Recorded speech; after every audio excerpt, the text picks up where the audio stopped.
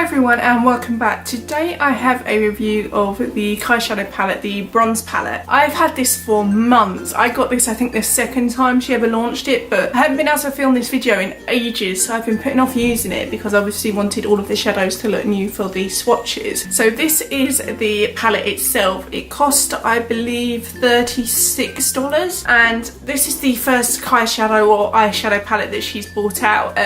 I know she's going to have another one coming out very soon, so I have a review of that as well when it's out. I haven't even swatched these shadows yet, so this is going to be a first impressions video. And like all of her products, it comes with one of her cards. I think these are actually her eyes, and it's one of these moving cards that winks. I used to have something very similar to this a couple of years ago, like a postcard, but I don't have it anymore. And so that's the card. The palette itself comes in a box like this. There are 9 shadows, as I'm sure you all know. I must admit, I don't love the packaging of these shadows at all. It has the dripping eyes on the front with all of the bronzy colours from the palette. I know a lot of people really like this packaging. I think it looks quite cheap, and the box itself is cardboard, which I don't actually like. I think she should have at least made it plastic, especially for the price. I don't love the packaging of this, whereas with the lip kits, the packaging of those is absolutely amazing. There's no mirror in this palette, there's actually just the Kylie logo, which I think it would have been nice to have a mirror, especially for the price, but you know, it's not groundbreaking. Let's be honest, we all probably have mirrors that we travel with anyway. And so these are the shadows themselves. I haven't even swatched them at this stage, and they're all very bronzy neutral colours. I think that there are 4 mattes. Let me have a look.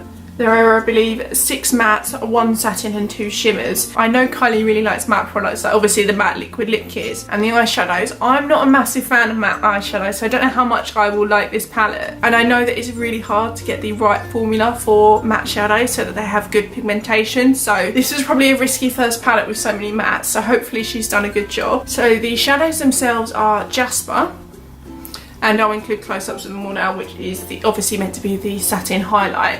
I actually had a cat called Jasper once, so that's quite sweet. And then there's Quartz, which is basically a very champagne-y colour. Again, this is a shimmer. Topaz, which just looks like a true matte brown. Then there's Goldstone, which is more of a bronzy shimmer. Citrine, I don't know how you pronounce that, which is an orange colour, which was, this is definitely the most vibrant and standout colour of the palette. So I do like that she's included an orange, because even though it's not an eyeshadow I wear a lot, I do like orange shadows. And then this is Tiger Eye, which is a much lighter brown. And then we have Hematite, which is much more of a reddy brown. And then Bronzite, which is a true dark brown. And then Obsidian, which is a matte black. And I never wear black eyeshadows. I hate the smoky eyes on me. It looks awful. I don't even wear black eyeliner, so I'm never going to use that shadow, but obviously I'm in the minority there, so I get why she's included a black shadow. So I'm going to start with Jasper, which is a satin. Just swatching it on my finger, it did seem really smooth to pick up. It did seem a teensy bit crumbly, and it hasn't picked up, although it's picked up a lot of shadow, it does look to be quite patchy. So I'm just going to swatch this now, and that swatched really smoothly. There was a bit of fallout and it did seem quite patchy when I swatched it, but the pigmentation was very good on that one. And now moving on to Quartz, which is a shimmery champagne. This one feels even smoother when I swatch it. There's no fallout off that one, and it seems like a kind of solid swatch. There's no clumpy bits I picked up with the shadow, and that swatches really well as well. The pigmentation I've noticed from the first 2 shadows, it is good but not great. Like, I've had Makeup Revolution's ones that have had more pigmentation than this, so I'll see how the rest of the shadows go, because I have heard quite negative things about this palette actually, and as this was definitely a high-end product for the price, I kind of expect the shadows to be good. And now moving on to Topaz. No fallout with this one, but as I've swatched it, there's a bit of fallout and it didn't swatch as smoothly first time. Again, that seems quite shit, but for matte shadows, I think that's the first matte shadow I swatched, and for a matte shadow that's quite good pigmentation, because I know that matte shadows are very hard to do. And then moving on to Goldstone. No fallout as I've actually picked up the shadow. No fallout when I swatched that, and that swatched really smoothly as well. Now moving on to the most exciting one, Citrine, the orange. No fallout as I picked that up. That is a very vibrant colour. Let's hope it swatches well. Okay, so it's a bit patchy when I swatch it, but after a couple of swipes it's evened itself out, and the pigmentation is quite good on that as well. And so moving on to Tiger Eye, which is another matte. That one swatches quite patchy as well, but there wasn't any fallout. And then Hematite. This one seems very similar when I swatch it to Tiger Eye. And again, I needed to go over the swatch a couple of times to kind of neaten it out, and then Bronzite. And that swatch really pigmented as well. And then the last one, the black. I can't really compare how vibrant a black this is to other shadows because like I said, I don't wear black shadows.